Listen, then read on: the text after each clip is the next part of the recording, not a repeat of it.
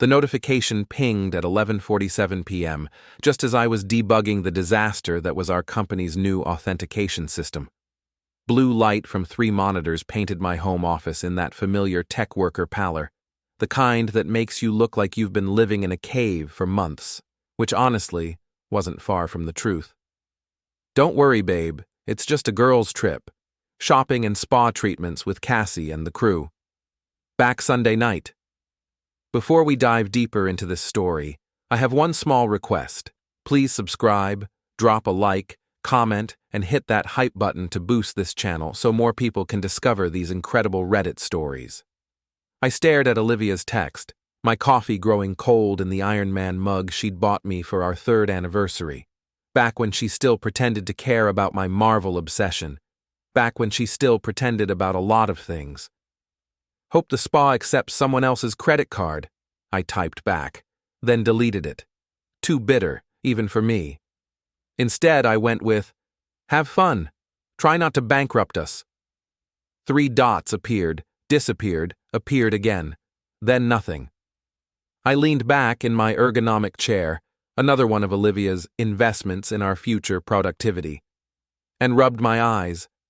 The smart home's ambient lighting automatically dimmed, sensing my fatigue. Even our house was more attentive to my needs than my wife these days. "Alexa, what time is Olivia's flight tomorrow?" I don't have any flight information for Olivia. Weird. She usually synced everything to our shared calendar. I pulled up her Instagram, scrolling through the carefully curated feed of our perfect suburban life. Artisanal coffee shots, motivational quotes about living your best life. Photos of us at company events where her smile looked painted on.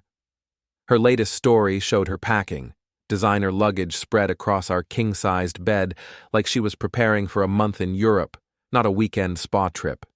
The camera panned across silk dresses, heels that cost more than my car payment, and lingerie I definitely hadn't seen in our bedroom lately. My phone buzzed. A DM from Tommy Chen, my old college roommate who now ran a boxing gym downtown. "Dude, isn't this your wife?" The attached video made me freeze. Olivia definitely not at a spa, definitely not with the girls.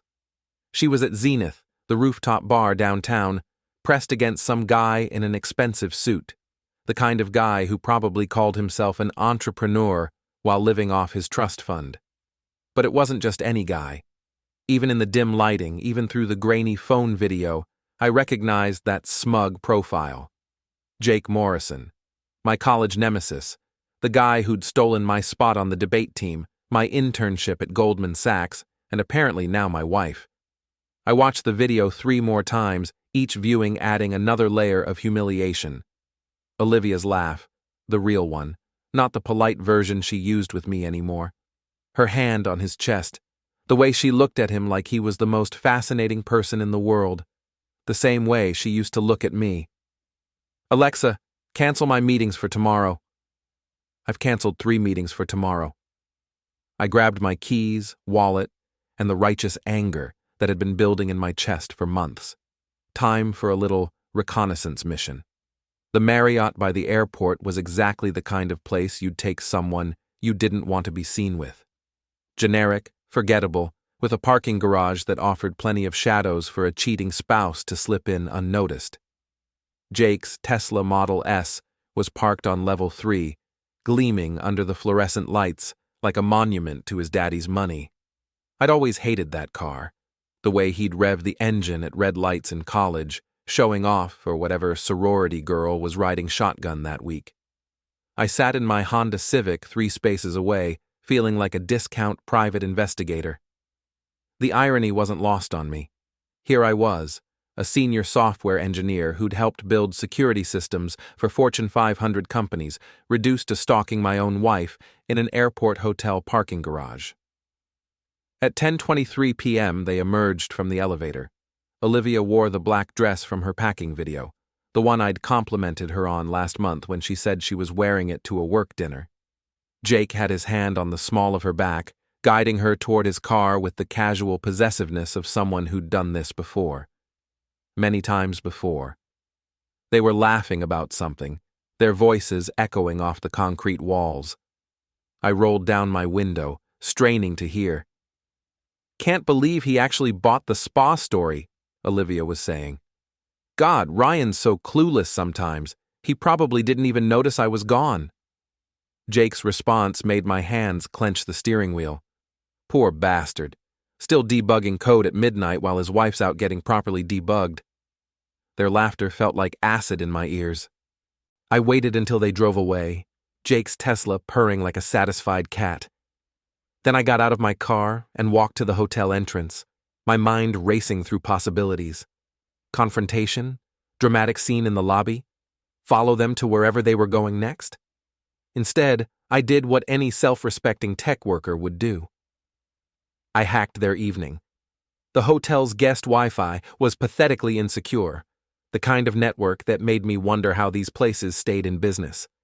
5 minutes with my laptop, and I had access to their reservation system. Jake Morrison, room 847, checked in for 2 nights. Registered guest, Olivia Chen. Chen. She was using her maiden name, the name she'd dropped when we got married, claiming she wanted us to be a real family unit. Apparently, family units were more of a weekday thing. I took the elevator to the 8th floor, my heart hammering against my ribs. The hallway was empty, decorated in that bland hotel style that screamed, "Nothing memorable happens here." Room 847 was at the end of the hall, and I could hear voices inside. Laughter. The sound of champagne glasses clinking. I pressed my ear to the door like some pathetic cliché and immediately hated myself for it. But I couldn't stop listening. "Told Cassie the whole plan," Olivia was saying. "She thinks it's hilarious. Says Ryan deserves it for being so boring. What about your other friends? Won't they wonder where you are?" Please, half of them are cheating on their husbands too. The other half are too busy with their yoga classes and book clubs to notice. Besides, Cassie's covering for me. She's been wanting to see Ryan taken down a peg for years. Cassie Williams, Olivia's best friend since college, the maid of honor at our wedding, the woman who'd helped me pick out Olivia's engagement ring. She was in on this? I backed away from the door, my mind reeling. This wasn't just an affair, this was a conspiracy. I didn't sleep that night. Instead, I sat in my home office, surrounded by empty energy drink cans and the glow of multiple monitors, doing what I did best, gathering data. Social media was a gold mine. Jake's Instagram showed him at Zenith 3 weeks ago, tagged with several mutual friends. 2 weeks ago, he was at the same restaurant where Olivia had claimed to have a work dinner. Last week, he'd posted a photo from the hiking trail where Olivia said she'd gone with her book club. Every lie, documented in high-resolution detail. I cross-referenced their location data. Thank God for shared family plans and location tracking. The pattern was undeniable. For the past 2 months, whenever Olivia claimed to be somewhere else, she was actually with Jake. But the real revelation came when I dug into Jake's background. Morrison Capital Management, his investment firm, was hemorrhaging money. 3 failed startups, 2 SEC warnings, and a pending lawsuit from investors who discovered their money had gone toward Jake's lifestyle instead of legitimate investments. He wasn't just stealing my wife. He was broke. My phone buzzed with a text from Olivia. "Having such an amazing time. The spa here is incredible. Wish you could see it." She'd attached a photo of herself in a fluffy white bathrobe, giving the camera a peace sign. Behind her, I could see the corner of a hotel room, the same generic beige walls I'd seen at the Marriott. I screenshot the image and ran it through a reverse image search. No matches, which meant it was original, but the metadata told a different story. The photo was taken at 7:43 a.m., 3 minutes after Jake had posted his own Instagram story from the hotel's fitness center. They weren't even trying to be careful anymore. I was crafting my response when my doorbell rang. Through the smart doorbell's camera, I saw Cassie Williams standing on my porch, holding a casserole dish and wearing her most innocent smile. "Hey, Ryan," she chirped when I opened the door. "I was making extra lasagna and thought you might be lonely with Olivia gone." Cassie was one of those women who'd perfected the art of seeming helpful while actually being incredibly manipulative. Blonde, fit from her daily Pilates classes, always dressed like she was about to star in a commercial for suburban happiness. "That's thoughtful," I said, accepting the dish. "How's the spa treating the girls?" Her smile flickered for just a moment. "Oh, you know how it is. Lots of pampering and girl talk. Olivia needed this so badly. She's been so stressed with work lately." "Yeah, she mentioned that. All those late nights at the office." "Exactly. Sometimes I worry she's working too hard, you know. A woman needs to feel appreciated, feel desired." She stepped closer, her perfume overwhelming in the doorway. "Men can be so oblivious sometimes." There it was. The setup. She was testing me, seeing how much I knew, how much I suspected. Probably reporting back to Olivia about my reactions, my questions. "Well, I appreciate you looking out for her," I said, stepping back. "And thanks for the lasagna. I'll make sure to tell Olivia how thoughtful you were." "Oh, don't worry about that. I'll tell her myself when I see her." After she left, I sat in my kitchen, staring at the lasagna and feeling like an idiot. How long had they been planning this? How long had I been the clueless husband, the butt of their jokes, the obstacle to be managed and manipulated? My phone rang. Tommy Chen. "Dude, you okay? You look like hell in your LinkedIn photo.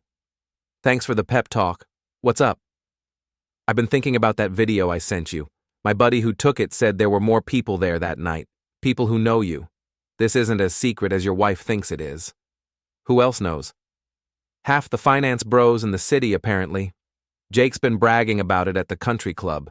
Says he's showing some tech nerd how to treat a real woman." The humiliation burned in my chest like swallowed glass. He said that? Word for word. "Look, man, I know we haven't talked much since college, but you don't deserve this, and Jake Morrison's always been a piece of shit.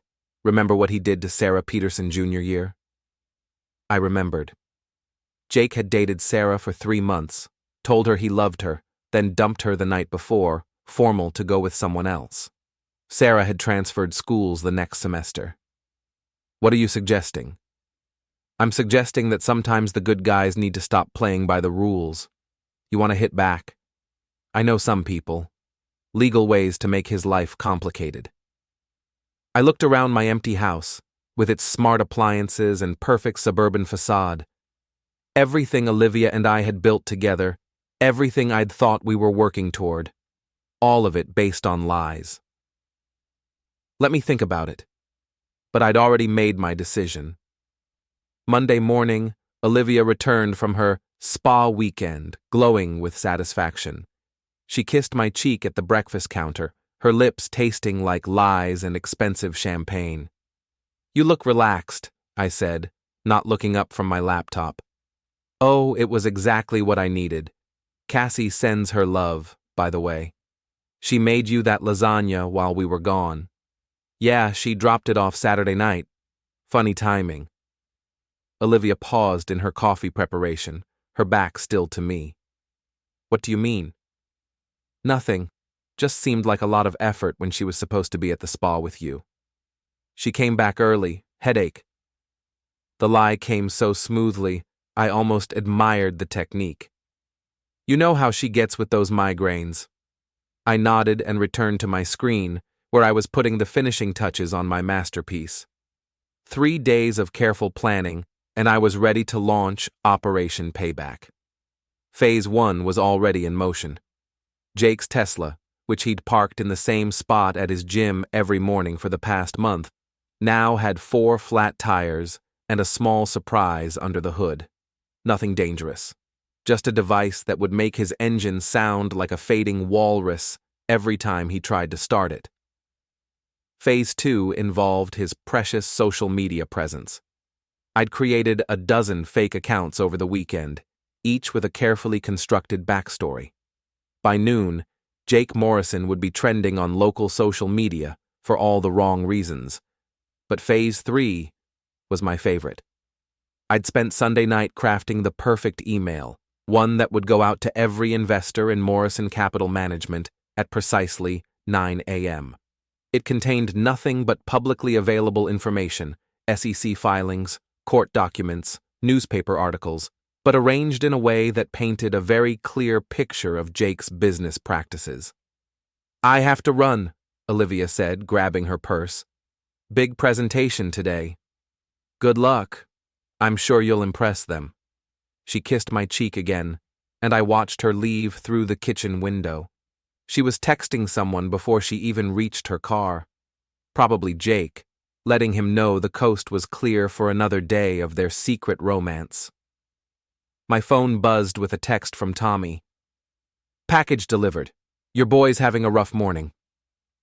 I pulled up Jake's Instagram story and had to suppress a laugh. He was standing next to his disabled Tesla in the gym parking lot, looking like someone had just told him Santa wasn't real. The comments were already pouring in, mostly from the fake accounts I'd created, but some from real people who'd apparently been waiting for an excuse to mock Jake Morrison. "Karma's a snake, bro. Maybe spend less on bottle service and more on car maintenance? Isn't this the guy who owes my cousin money?"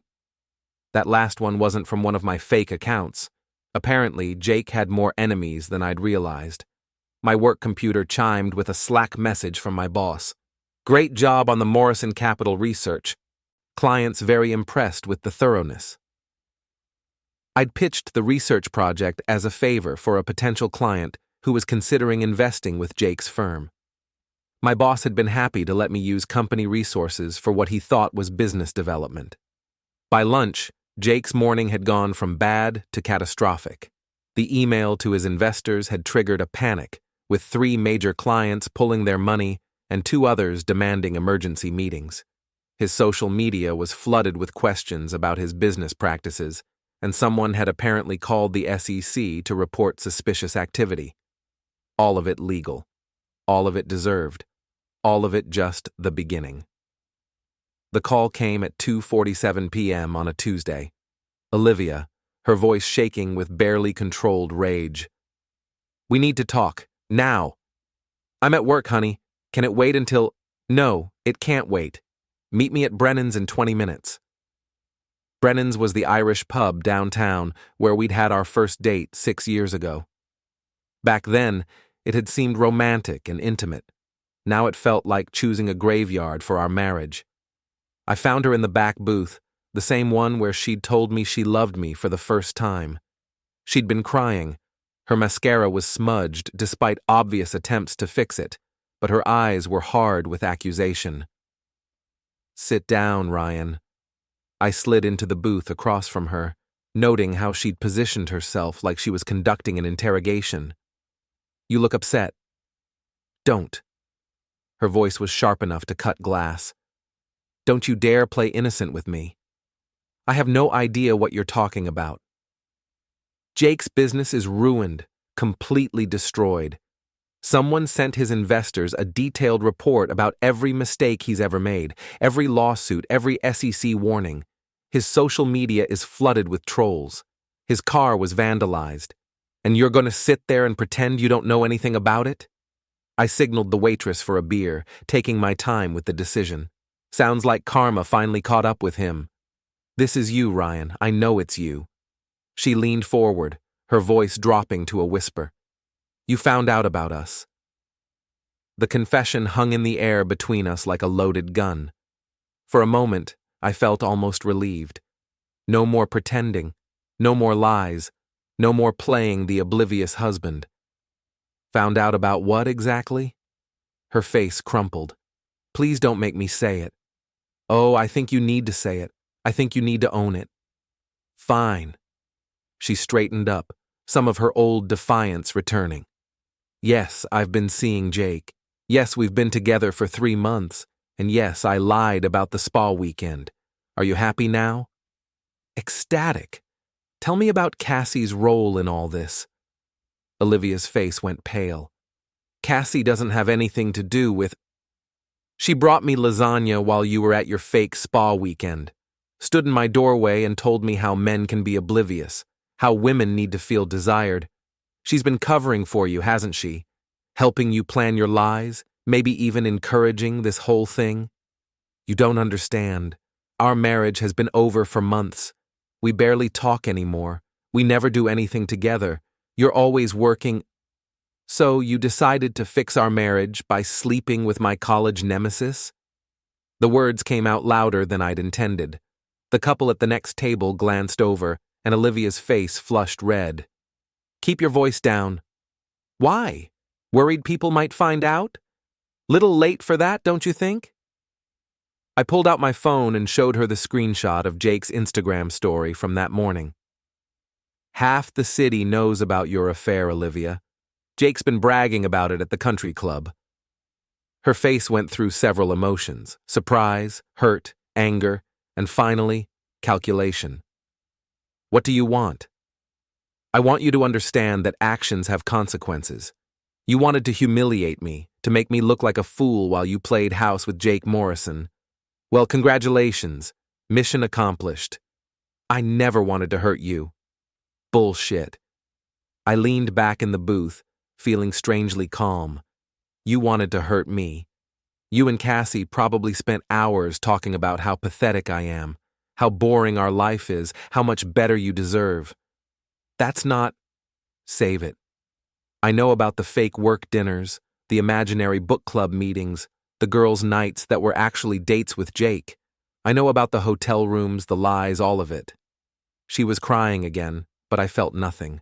No sympathy, no urge to comfort her, just cold satisfaction. So what happens now? She whispered. Now? Now you get to live with the consequences of your choices. Jake's business is finished. No one's going to invest with someone who can't keep his personal life together. His reputation is shot, and yours is about to be. What do you mean? I smiled, and apparently it wasn't a pleasant expression, because she actually flinched. You'll see. I'd always been good at systems thinking, seeing how all the pieces fit together, understanding the cascade effects of small changes. It's what made me good at my job, and it's what made my revenge so effective. The beauty of social media is that once something starts trending, it takes on a life of its own. By Wednesday morning, Jake Morrison was trending locally, with people sharing stories about his business practices, his treatment of women, and his general douchebaggery. Someone had even dug up the Sarah Peterson story from college, and she'd shared her own experience in a Facebook post that went viral. But Jake wasn't my only target. I'd spent Tuesday evening creating a comprehensive timeline of Olivia's affair, complete with screenshots, location data, and receipts. Not to share publicly, I wasn't that vindictive, but to send to a very specific group of people. Her parents received it first, along with a polite note explaining that I thought they should know why their daughter and I were getting divorced. Her mother called me within an hour, sobbing apologies and promising they'd had no idea. Her boss got the next copy, with a professional note about how the affair might represent a conflict of interest, since Jake's company had been trying to land a contract with Olivia's marketing firm. The note was carefully worded to avoid any legal issues, but it raised enough questions to make Olivia's position uncomfortable. The final copy went to our entire social circle, friends, neighbors, colleagues, with a simple message. I thought you should know the truth about why Olivia and I are separating. I won't be discussing this further, but I wanted you to hear it from me first. The response was immediate and overwhelming. My phone buzzed constantly with messages of support, offers to help, and expressions of shock. Several people mentioned they'd suspected something but hadn't known how to bring it up. But the most satisfying response came from an unexpected source. Ryan, it's David Morrison, Jake's father. I'd met David Morrison once, at a college event where he'd given a speech about business ethics. The irony wasn't lost on me. Mr. Morrison, I'm surprised to hear from you. I think we need to talk. Are you free for lunch today? We met at the Metropolitan Club, the kind of old money establishment where deals were made over handshakes and reputations were destroyed over cocktails. David Morrison looked exactly like an older version of his son, but with the gravitas that came from actually earning his wealth instead of inheriting it. I owe you an apology, he said without preamble. My son has behaved disgracefully, and I'm ashamed of him. I appreciate that, but let me finish. He leaned forward, his expression serious. I've been watching Jake's business practices for months, hoping he'd mature and start taking responsibility. Instead, he's been using the Morrison name to defraud investors while carrying on like a spoiled teenager. He slid a folder across the table. These are the legal documents transferring Jake's trust fund back to family control. Effective immediately, he's cut off. No more daddy's money, no more bailouts, no more second chances. I opened the folder, scanning the legal language. It was comprehensive and brutal. Jake would be left with nothing but his debts and his reputation. Why are you showing me this? Because you did something I should have done years ago. You held him accountable. David's smile was grim. I also wanted to let you know that Morrison Capital Management is being dissolved. The remaining assets will be used to pay back investors, and Jake will face whatever legal consequences come from his mismanagement. And Olivia? Your wife made her choice. She chose to align herself with someone who was about to lose everything. That's not your problem anymore. He was right. Olivia had bet on the wrong horse, and now she was going to pay the price. Friday night, I was in my home office when the doorbell rang. Through the security camera, I saw them, Olivia, Jake, and Cassie, standing on my porch like some pathetic delegation of the defeated. I considered not answering, but curiosity got the better of me. We need to talk, Olivia said when I opened the door. She looked terrible, red-eyed, exhausted, desperate. No, we really don't. Please, Ryan, just 5 minutes. I stepped aside and let them in, mostly because I wanted to see how this would play out. They filed into my living room like condemned prisoners, each looking more miserable than the last. Jake had aged 5 years in 5 days. His usual swagger was gone, replaced by the hunched posture of a man who'd lost everything. Cassie couldn't meet my eyes, her usual confidence evaporated. You've made your point, Olivia said. You've destroyed Jake's business, ruined his reputation, turned everyone against us. Isn't that enough? I haven't destroyed anything, I replied calmly. I just made sure people knew the truth. If the truth destroyed Jake's business, maybe his business deserved to be destroyed. You know what I mean. Jake spoke for the first time, his voice hoarse. You've been systematically sabotaging everything in my life. Have I? Let's see. I ticked off points on my fingers. I shared publicly available information about your business practices with your investors. I created some social media accounts to comment on your posts. Nothing illegal about that. I may have disabled your car, but that's just vandalism, a misdemeanor at worst. Everything else? That's just the natural consequence of your choices catching up with you. You're enjoying this, Cassie said, finally looking at me. You're enjoying watching us suffer. You know what, Cassie? I am enjoying it. I'm enjoying watching the people who conspired to humiliate me face the consequences of their actions. I'm enjoying watching Jake realize that actions have consequences, and I'm especially enjoying watching you squirm because you were supposed to be my friend. I was trying to help Olivia. You were trying to help Olivia destroy her marriage so you could feel better about your own miserable life. Don't pretend this was about friendship. The room fell silent. Outside, I could hear kids playing in the street, normal people living their normal lives, unaware of the drama playing out in my living room. What do you want? Olivia asked finally. Money? The house? What will it take for you to stop? I want you to understand something, I said.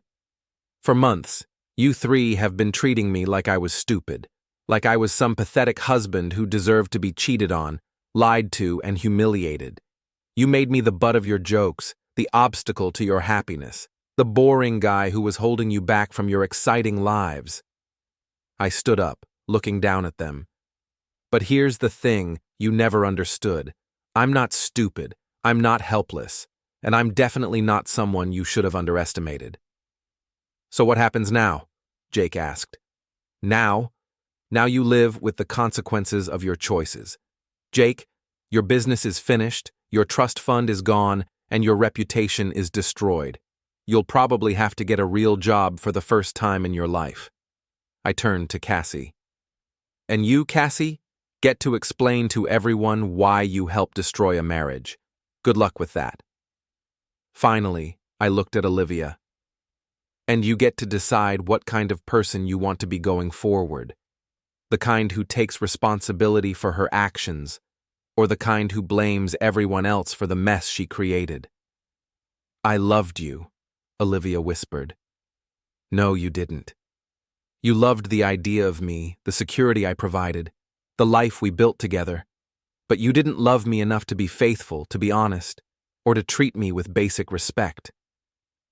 I walked to the front door and opened it. I think we're done here. They filed out silently, their delegation of defeat complete. I watched them get into Jake's battered Tesla, apparently he'd managed to get it running again, and drive away into the night. 6 months later, I was sitting in Tommy Chen's boxing gym, wrapping my hands for a training session. The gym was old school, heavy bags hanging from the ceiling, the smell of sweat and determination, the sound of gloves hitting leather. You're getting good at this, Tommy said, adjusting my stance. Maybe you should have started fighting back years ago. Better late than never. My phone buzzed with a notification. LinkedIn. Jake Morrison has updated his profile. Curious, I checked it out. He was working at a car dealership now, selling used Hondas in a strip mall across town. The mighty had fallen indeed. Olivia had moved back in with her parents after our divorce was finalized. She'd lost her job, not because of anything I'd done, but because her affair with Jake had created too many conflicts of interest with potential clients. Last I'd heard, she was working at a boutique in the mall, selling clothes to suburban housewives who probably had no idea about her recent history. Cassie had moved to another state, claiming she needed a fresh start. Apparently, being known as the woman who helped destroy her best friend's marriage wasn't great for her social life. You ready? Tommy asked, holding up the focus mitts. Ready. I'd learned a lot about myself over the past 6 months. I'd learned that I was stronger than I'd thought, smarter than my enemies had assumed, and more capable of fighting back than anyone had imagined. But most importantly, I'd learned that sometimes the good guys don't have to finish last. Sometimes, if you're smart enough and patient enough, you can make sure the bad guys get exactly what they deserve. I threw a perfect right cross into Tommy's mitt, the impact reverberating up my arm. It felt good. It felt like justice. Nice shot, Tommy said. You're really getting the hang of this revenge thing. It's not revenge anymore, I replied, throwing a left hook. It's just karma with better timing. Outside, the sun was setting over the city, painting the sky in shades of orange and red. Somewhere out there, Olivia was probably getting ready for another lonely evening in her childhood bedroom. Jake was probably calculating how many used cars he'd need to sell to pay his rent. Cassie was probably trying to explain to new friends why she'd had to leave her old life behind. And me? I was exactly where I wanted to be, doing exactly what I wanted to do, with people who respected me and valued my friendship.